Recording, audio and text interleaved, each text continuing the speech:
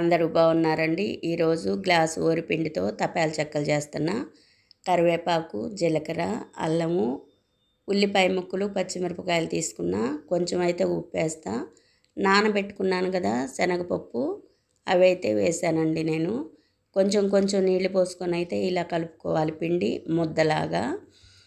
ఈ అంతకుముందు నేను తపాల చెక్కలు అన్నా కదా, తపాలకు నూనె రాసి కట్టెల పొయ్యి మీద అయితే వండేవాళ్ళండి.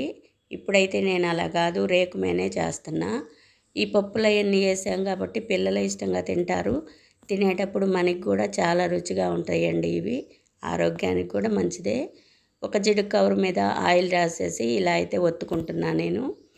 ఇలా స్టవ్ వెలిగించి అట్ల రేకు ఉంటుంది కదా ఇనపది, అది పెట్టేసి దాని మీద అయితే ఇలా కాల్చుకుంటున్నా నేను.